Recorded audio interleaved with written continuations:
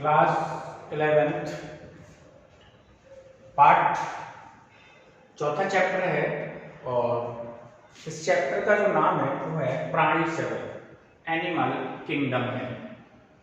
तो हम अपने चारों ओर अनेकों प्रकार के प्राणियों को देखते हैं। चारों ओर जब हम निगाह जिधर भी हमारी जाती है तो हमें चारों ओर प्राणी ही प्राणी दिखाई देते हैं। अब तक लगभग 10 लाख से भी अधिक प्रकार के 10 लाख से अधिक प्रकार के जो प्राणी हैं उनको खोजा जा चुका है। 10 लाख से अधिक प्रकार के जो एनिमल्स हैं उनको खोजा जा चुका है। ठीक है, अब इसीलिए भाई नए खोजे हुए जो जंतु हैं उनको उनके लक्षणों के आधार पर वर्गीकरण किया जाता है इनके लिए यहाँ पर। तो सबसे पहला जो टॉपिक आता है इसमें वो ये है कि वर्गीकरण का आधार, वर्गीकरण का आधार।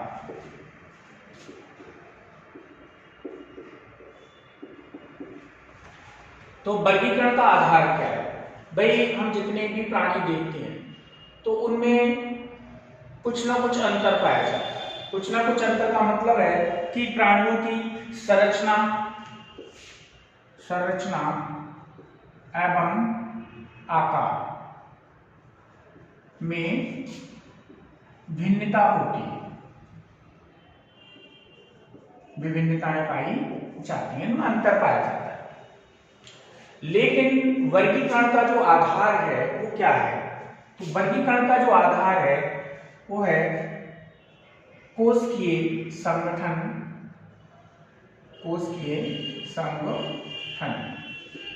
देहगुहा कोशिकीय संगठन यानी कि कोशिकाएं कैसे कैसे यहाँ पर व्यवस्थित हैं ये इसमें आता है। दूसरा इसमें आता है देहगुहा। देहगुहा कैसी है? पाचन तंत्र कैसा है? परिसंचरण तंत्र कैसा है? परिसंचरण तंत्र कैसा है? इनमें समानताओं के आधार, भाई कोशिकीय संगठन, देहगुहा, पाचन तंत्र, परिसंचरण तंत्र आदि में समानताएं वर्गीकरण का आधार है। तो यहाँ पर वर्गीकरण का आधार किसको माना गया है? इन चीजों को माना गया है, जैसे कोशिकीय संगठन है, देहगुहा है, पाचन तंत्र है, आपका परिसंचरण तंत्र है, इसके अलावा अन्य दूसरे तंत्र, श्वसन तंत्र है, जनन तंत्र है। इन सभी के आधार वर्गीकरण के आधार यहाँ पर माने गए हैं। इन्हीं के आधार पर वर्गीकरण किया जाता है यहाँ पर। तो वर्गीकरण का आधार पता चल गया। यहाँ पर वर्गीकरण का जो आधार है वो यहाँ पर क्या क्या है? देहगुहा है, कोशिकीय संगठन है, पाचन तंत्र है, परिसंचरण तंत्र है और यहाँ पर सम्मिति है। ये आदि को वर्गीकरण का आधार माना जाता है। अब हम इसमें सबसे पहली चीज पढ़ेंगे वो है कोशिकीय संगठन, यानी कि संगठन के स्तर। संगठन के कौन कौन से स्तर होते हैं प्राणियों में, उनके बारे में हम यहाँ पर पढ़ेंगे। तो सबसे पहला संगठन पाया जाता है वो कहलाता है कोशिकीय संगठन। कोशिकीय संगठन का मतलब ये हुआ यहाँ पर क्योंकि जितने भी प्राणी हैं यहाँ हम पढ़ेंगे वो सभी के सभी बहुकोशिकीय हैं। तो जो प्राणी है, प्राणी का जो शरीर है वो कोशिकाओं का एकमात्र समूह होता है, कोशिकाओं का एकमात्र समूह होता है, उसको यहाँ पर कहते हैं कोशिकीय संगठन। कहने का मतलब ये है कि यहाँ पर एक कोशिका दूसरी कोशिका से कोई विशेष मतलब नहीं रखती, कोई ज्यादा मतलब नहीं रखती, कोई मतलब नहीं होता है यहाँ पर। ठीक, तो ये जो कोशिकीय संगठन पाया जाता है स्पंज में, पोरीफेरा संघ के जंतुओं में पाया जाता है यहाँ पर। दूसरा आता है ऊतक स्तर का संगठन। तो कुछ जंतुओं, कुछ प्राणियों में क्या पाया जाता है, कुछ प्राणियों में ऐसा देखा जाता है कि कोशिकाएं मिलकर श्रम विभाजन का काम करना शुरू कर देती हैं और वो यहाँ पर बनाती है ऊतक बनाती है, ऊतक यहाँ पर बनाती हैं, तो उसको हम ऊतक स्तर का संगठन कहते हैं यहाँ पर। तो यहाँ पर जो कोशिकाएं हैं, सेल्स हैं, वो किसका काम शुरू कर रही हैं, श्रम विभाजन का काम शुरू कर देती हैं, जिससे क्या बनता है, ऊतक स्तर बनता है यहाँ पर। तो ऊतक स्तर पाया जाता है निडेरियन जंतुओं में पाया जाता है, सीलेट टेटा संघ के जो जंतु हैं उनमें पाया जाता है। इसके बाद अगला जो आता है वो कहलाता है अंग स्तर। अंग स्तर, अंग स्तर का संगठन। ठीक, अब तो इसमें कोशिकीय स्तर, फिर कौन सा आता है, ऊतक स्तर का संगठन। अब क्या होता है कि जो समान ऊतक हैं, उत्पत्ति और संरचना में समान है, ठीक, और कार्य में समान, वो मिलकर यहाँ पर क्या बना देते हैं, अंग बना देते हैं। तो इसमें क्या पाए जाते हैं, अंग पाए जाते हैं, और अंग जो है वो विशेष कार्य के लिए होते हैं यहाँ पर। तो तीसरे प्रकार का जो संगठन पाया जाता है इसको हम कहते हैं अंग स्तर का संगठन कहते हैं यहाँ पर। तो अंग स्तर का जो संगठन है, जिसको उच्च स्तर के नाम से जानते हैं, तो निडेरियन के बाद प्लैटीहेल्मिन्थेस आ जाता है, प्लैटीहेल्मिन्थेस। तो प्लैटीहेल्मिन्थेस से कहाँ तक पाया जाता है, मनुष्य तक, यानी कि कॉर्डेट तक सभी में जो है अंग स्तर का संगठन पाया जाता है, जिसे उच्च स्तर कहते हैं, उच्च स्तर संगठन भी कहते हैं यहाँ पर। तो ये कहलाते हैं संगठन के स्तर कहलाते हैं यहाँ पर। इसके बाद आता है पाचन। तो पाचन की बात करें हम यहाँ पर, तो प्राणियों में जो पाचन है वो दो प्रकार का होता है, एक होता है पूर्ण पाचन और दूसरा होता है अपूर्ण पाचन। अपूर्ण पाचन, अपूर्ण पाचन में क्या होता है कि माउथ एंड एनस एक ही होता है।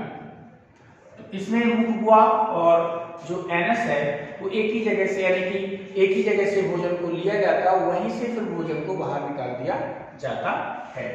जैसे हाइड्रा में जो है सीलेटेड जंतुओं में देखने के लिए मिलता है। दूसरा होता है पूर्ण पाचन। तो पूर्ण पाचन में यहाँ पर जो पूर्ण पाचन है, तो पूर्ण पाचन में यहाँ पर क्या देखने के लिए मिलता है, यहाँ पर एक ही छिद्र है, दोनों एक ही छिद्र का, एक ही छिद्र से माउथ का काम और एनस का काम, दोनों का काम एक ही छिद्र से होता है। यहाँ पर दोनों छिद्र अलग अलग होते हैं, माउथ अलग होता है एवं एनस है वो अलग होता है। ठीक है, तो यहाँ पर एक आहार नाल होती है, तो एक तरफ माउथ होता है और एक तरफ एनस होता है। देखिए परिसंचरण, संचरण, सर्कुलेशन सिस्टम, परिसंचरण तंत्र। तो प्राणियों में दो प्रकार का परिसंचरण तंत्र पाया जाता है, दो प्रकार का परिसंचरण तंत्र पाया जाता है। एक होता है खुला परिसंचरण तंत्र, खुला परिसंचरण तंत्र, ठीक। दूसरा जो होता है इसमें, इसको कहते हैं बंद परिसंचरण तंत्र, बंद परिसंचरण तंत्र। तो बंद खुले परिसंचरण तंत्र में क्या होता है, यहां से जो हार्ट है, हृदय है, वहां से ब्लड सीधा कहाँ जाता है, खुले में जाता है। खुले का मतलब हुआ सीधा देह गुहा में जाता है, और देह गुहा में जो ब्लड जाता है उस रुधिर के संपर्क में ऊतक और कोशिकाएं रहती हैं। सीधे जो बॉडी की कोशिकाएं हैं, सेल्स हैं और ऊतक हैं, वो सीधे उस ब्लड के संपर्क में रहते हैं। तो यहाँ हार्ट से जो ब्लड है वो सीधा कहाँ जाता है, खुले देह गुहा में जाता है, और उस ब्लड के संपर्क में कौन रहता है, ऊतक रहते हैं और कोशिकाएं रहती हैं। अब यहाँ से क्या होता है, हार्ट से जो ब्लड है वो सीधा कहाँ जाता है? वेसल्स के लिए जाता है, जिनको हम कहते हैं धमनी, विभिन्न व्यास की धमनी, शिराएं और आपकी केशिकाएं, इनके लिए ब्लड जाता है। तो यहाँ से हम सीधा कह सकते हैं हार्ट से जो ब्लड है वो कहाँ जाता है? वेसल्स के लिए जाता है, वाहिनियों के लिए जाता है। यहाँ पर वाहिनियों के लिए जाता है। अगला जो टॉपिक है वो यहाँ पर एक छोटा सा टॉपिक और है, जिसे हम कहते हैं सममिति। सिमेट्री कहते हैं इसके लिए।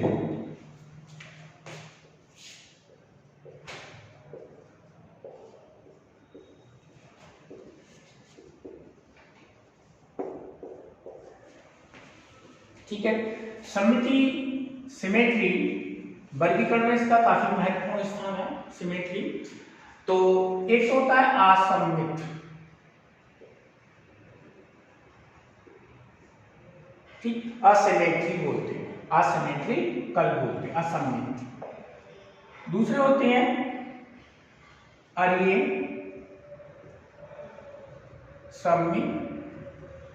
सम्मिति। चलिए, तीसरा होता है यहाँ पर द्विपार्श्व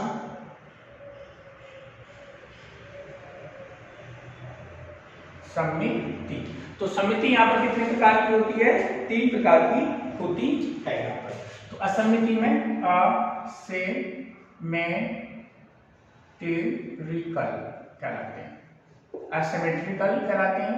तो ऐसे जंतु जिनको किसी भी केंद्रीय अक्ष से 2 बराबर भागों में नहीं बांटा जा सकता है, तो उनको हम क्या कहते हैं? ऐसी जो सम्मिति होती है उसको असम्मिति कहते हैं, और असम्मित जंतु वो कहलाते हैं। जैसे ये हम एक स्पंजला को ही देख रहे हैं, कुछ इस तरीके की संरचना यहाँ पर ये होगी स्पंज में। अब हम कितनी कोशिश कर लें इसके लिए बांटने की, हम इसको क्या कर सकते हैं? एक केंद्रीय अक्ष से 2 बराबर भागों में नहीं बांट सकते। तो असम्मिति जो है वो पाई जाती है स्पंज में, इसमें देखने के लिए मिलती है, स्पंज में ही देखने के लिए यहाँ पर मिलती है। दूसरा आता है रेडियल सिमेट्री।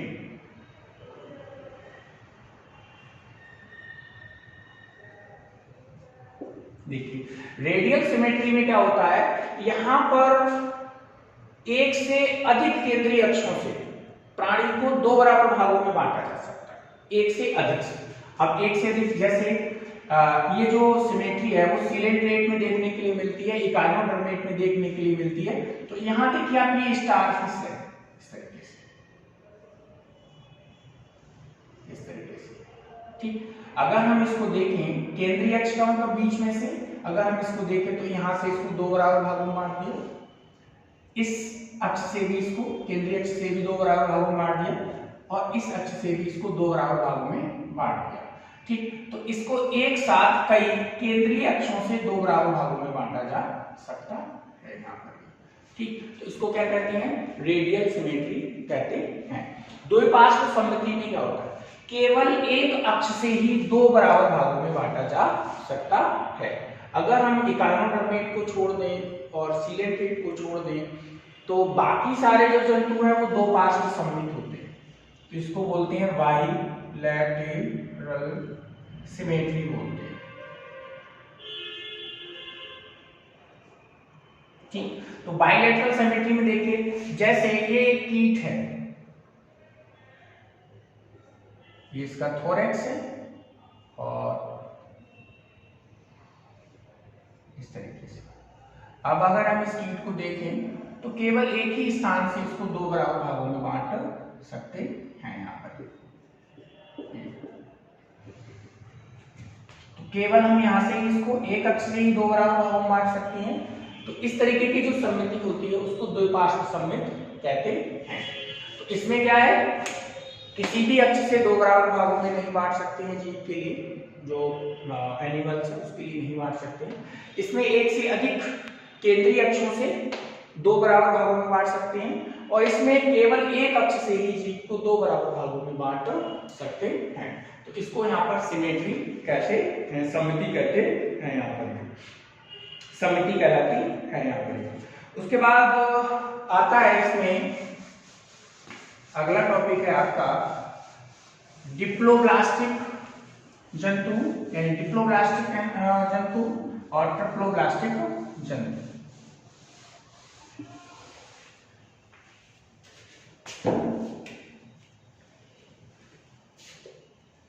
द्विकोरिक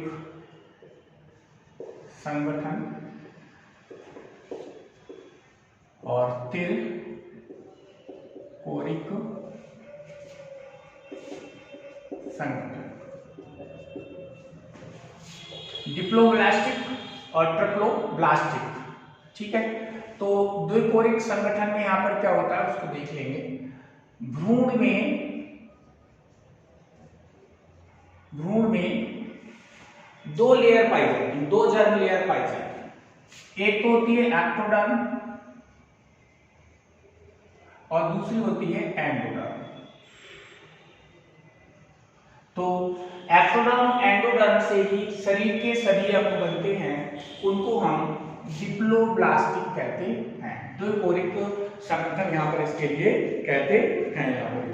तो इसमें आपके सीलेंट्रेट आ जाते हैं यहाँ पर।